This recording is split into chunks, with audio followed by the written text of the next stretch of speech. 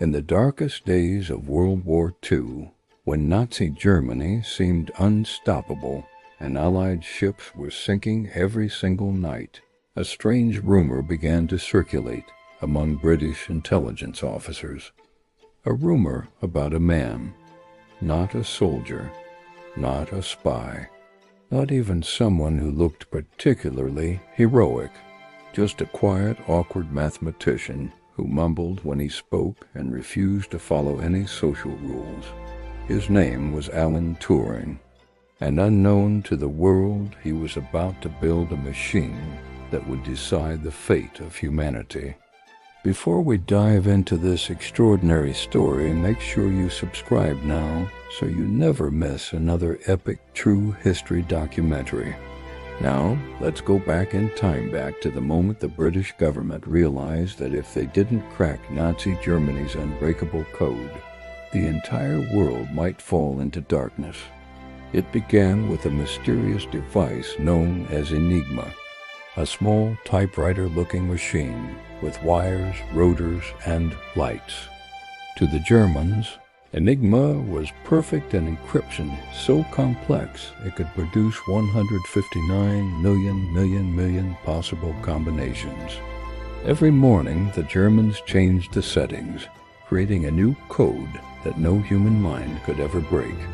The messages sent through Enigma guided U-boats in the Atlantic, directed Luftwaffe bombings, coordinated troop movements across Europe. Whoever controlled Enigma controlled the war, and for years no one controlled it except Hitler's Reich. Britain was desperate. Their ships were being sunk faster than they could replace them. German submarines prowled the Atlantic like hungry wolves, cutting off food, supplies, weapons, everything the Allies needed to survive. Prime Minister Churchill once said that the U-boat threat was the only thing that truly frightened him, and all of it was guided by Enigma. So the British government created a super-secret code-breaking center, Bletchley Park, a quiet country estate that looked like an old mansion. But inside it was home to the greatest minds Britain could gather: linguists, chess champions, crossword experts, scientists, eccentric geniuses, and one man who stood out even among the brilliant Alan Turing. Turing didn't look like a hero. He wore baggy clothes, forgot to comb his hair, chained his tea mug to a radiator so no one could steal it, and rode his dusty old bicycle around with a broken chain basket. He talked to people without looking at them. He hated small talk. He hated rules, but he loved puzzles. And Enigma was the biggest puzzle the world had ever seen. When Turing first saw the Enigma machine, he didn't see fear. He didn't see defeat. He saw a challenge, a code so complicated that brute force couldn't solve it, a problem so big that the human mind alone was useless. What he needed was something different, something the world had never seen before. So he decided to build it, a machine that could think faster than any human, a machine that could test thousands of Enigma combinations every single minute, a machine that could do the impossible. The British codenamed it the Bombe, but in reality, it was the blueprint for the world's first computer. Imagine the scene: a freezing room filled with clacking gears, spinning drums, electric sparks, and the constant smell of burning metal. Turing pacing back and forth, running his hands through his hair, staring at the machine like it was alive. Engineers rushing, tools everywhere, tension so thick you could feel it. Every day, Allied ships were sinking. Every hour counted. But Turing was calm, focused, obsessed. The challenge was simple in theory. The bomb needed a clue. Just one tiny piece of predictable German message, something the Allies could guess. And then, one rainy morning, a captured German radio operator made a mistake. He ended his message with the same phrase he always used: Heil Hitler. That small, predictable phrase cracked open a window for Turing. At Bletchley Park, alarms went off. Cryptanalysts rushed to Turing's machine. As the bomb's gears spun, lights flashed, relays clicked, and the entire room held its breath. Then suddenly a stop. The machine paused. A tiny set of wires glowed. The room went silent. They had found the day's Enigma settings. For the first time in history, Britain could read a secret Nazi message. When Turing walked into Churchill's office with the decoded papers, the Prime Minister looked at him with shock. Churchill realized he wasn't staring at an ordinary man. He was looking at the mind that might just save the world. But this was only the beginning. Germany was furious. They started upgrading Enigma, adding more rotors, adding more complexity, making the code even harder. Turing's machine needed improvements. More speed, more precision, more intelligence. At the same time, Turing's co-workers struggled to understand him. He could be cold, blunt, emotionless, and yet he carried a heartbreaking secret buried inside him, a secret that could get him imprisoned. Turing was gay, and in 1940s Britain, that was a crime. While he was trying to save the world, he also had to hide who he truly was. Despite everything, he worked night and day. Weeks blurred into months. Sometimes he slept at Bletchley Park on a pile of papers. Sometimes he forgot to eat. But every improvement brought them closer to cracking the Nazi war machine. Then came the moment that changed everything. One morning, British intelligence intercepted a message. It was Enigma-coded, but inside the message was something rare, a repeated weather phrase, a predictable pattern. Turing rushed to the bombe, shouting for his team. The machine roared to life. Gears spun faster than ever before. Sparks flew. Lights flickered. Everyone watched. Then it stopped. They had cracked the newest Enigma again. And with it, the Allies learned the exact positions of Hitler's deadly U-boats. This intelligence code-named Ultra became the most powerful secret of the entire war. For the first time in years, Allied convoys crossed the ocean safely. The tide was turning. Hitler had no idea that his most trusted machine had become his greatest weakness. But to keep the secret safe, the British had to let some ships sink, let some soldiers die. If Germany suspected Enigma was broken, they would change everything. Turing had given the Allies an invisible weapon, but it came with a terrible moral cost. Still, Turing pressed on. He improved the system. He created new machines. He advanced his theories. And slowly, the Allies began to read almost every German military message in real time. It was as if they had climbed inside Hitler's mind. By 1942, the Allies knew the timing of attacks. They knew where German troops were moving. They knew when reinforcements were late, when fuel was running low, when a commander was panicking. They were no longer reacting to the war, they were predicting it. The Battle of the Atlantic, once considered hopeless, began to shift, but the war wasn't over. The Germans were preparing something huge, something that would threaten everything Turing had achieved. And that is where Part 1 ends. The war was intensifying. Germany, frustrated by sudden Allied successes, began tightening the Enigma system even further. They introduced new procedures, changed rotor wiring, modified plugboard connections, and added an entirely new version of Enigma. This was used by the German Navy's U-boat fleet, the most dangerous branch of Hitler's war machine. This new version was far more secure. British codebreakers panicked. The Allies once again began losing ships in the Atlantic. Food shortages hit the UK. Supplies dwindled. Churchill feared that Britain could be pushed to starvation.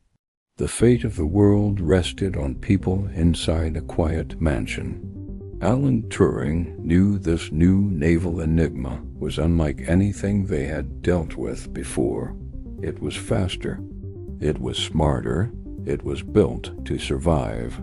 If they failed to break it, Germany could win the Atlantic, cut off Britain, and force them to surrender. Turing didn't sleep. He didn't rest. He began working on an entirely new version of the Bombe machine, one that could handle this upgraded level of complexity. The pressure was unbelievable. Every day meant another destroyed Allied convoy, another night of burning ships, another morning filled with casualty reports. Inside Bletchley Park, morale was dropping. Some codebreakers believed the new Enigma was impossible. Others believed Turing was chasing a dream. But Turing didn't argue. He simply worked. The new bomb, codenamed Victory, was bigger, faster, and more precise. It hummed like a living creature, its drums spinning at incredible speed. When the engineers turned it on for the first time, the noise filled the entire building. Sparks flew. The entire row of machines vibrated. And then a breakthrough.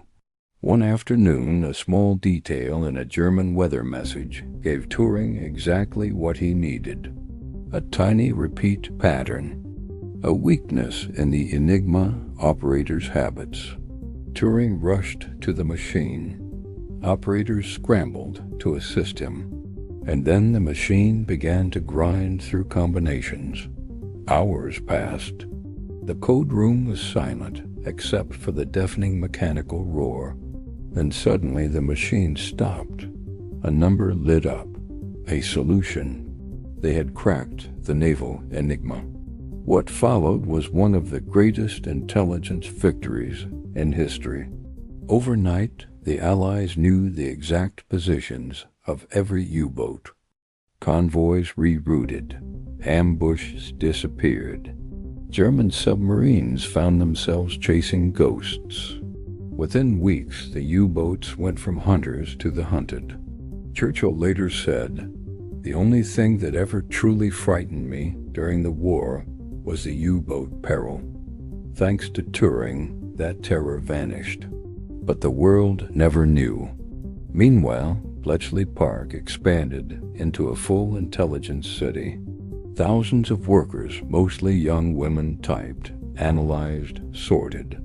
Turing could be seen bicycling around the campus, lost in thought, his coat flapping behind him like a misplaced academic professor. Some people found him rude. Others found him genius. Many found him strange. But everyone knew he was indispensable. Still, as the war grew, the Germans didn't give up. Their radio traffic increased. Their encryption changed frequently. Turing found himself battling not one enemy, but several.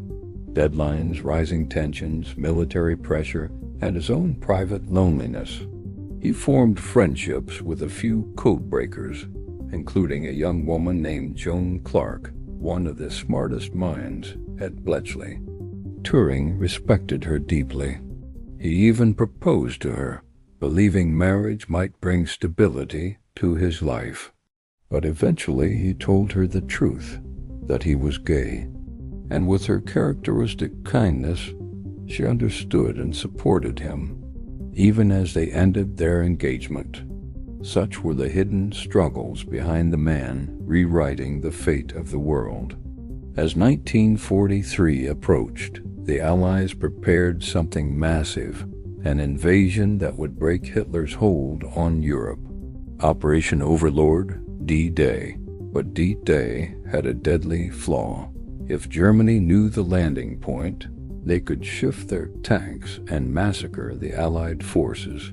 Everything depended on Ultra, the secret intelligence from Turing's machines. With Ultra, the Allies monitored every German communication. They knew which beaches were weak, which generals were unprepared, and which areas were heavily defended. More importantly, they knew Hitler believed the attack would happen at a different location entirely. This deception was so successful. Even on D-Day itself, Hitler refused to release troops to Normandy, believing the real attack was still coming somewhere else. Alan Turing's breakthroughs had made that possible. When the Allies hit the beaches, when soldiers stormed Normandy, when thousands fought their way inland, the intelligence guiding this operation came directly from Bletchley Park. Historians now agree that without Ultra, the invasion would have failed. Hitler's empire began to crumble. In the final year of the war, the effect of Turing's work was undeniable. Allied ships crossed the Atlantic with security. Air raids were predicted. Troops were deployed with precision. Generals fought with information their enemies never knew they had. What once was chaos became clarity. By the time Germany surrendered in 1945, historians estimate that Turing's machines shortened the war by at least 2 years and saved more than 14 million lives. But the world didn't celebrate him. The work at Bletchley Park was classified. Every codebreaker was sworn to secrecy. They could not speak about their achievements. They could not claim recognition. They simply went home and faded into ordinary life. For Alan Turing, the silence was even more painful. He returned to academic research, pioneering the field of modern computing. He wrote theories still used today. He built early computer systems. He pushed mathematics into a future only he could see. But his country betrayed him. In 1952, he was arrested for being gay-treated as a criminal by the same government he had helped save. They forced him to undergo chemical treatments meant to cure him. His once brilliant mind and strong spirit fell into despair. On June 7, 1954, Alan Turing was found dead in his home beside a half-eaten apple. The world lost one of its greatest minds. Alone, unappreciated, forgotten, he died not knowing that he had saved millions. He died not knowing he had changed humanity forever. It would take nearly 60 years for the truth to fully emerge. When the files of Bletchley Park were finally declassified, the world realized something astonishing. The quiet mathematician who mumbled, rode a rusty bicycle, and disliked social rules had, quite literally, saved civilization. Today, computer science exists because Turing imagined it. Artificial intelligence exists because Turing conceived it. Modern encryption exists because Turing broke it. And the freedom enjoyed by billions today exists because Turing, in a cold room filled with clacking metal, refused to give up. His story is a reminder that wars are not always won by soldiers alone. Sometimes they are won by thinkers, by dreamers, by the quiet minds no one notices. Before we close this story, if you're enjoying this incredible history, remember to subscribe now, so you never miss another true historical documentary from this channel. These powerful stories deserve to live forever. And finally, as we honor Alan Turing's legacy, let this be the lesson. Courage comes in many forms. Some fight with guns, others fight with ideas. Turing fought with numbers and changed the world. Thank you for watching. Make sure to like, comment, share, and subscribe for more powerful history stories from the USA, UK, Canada, Australia, and beyond.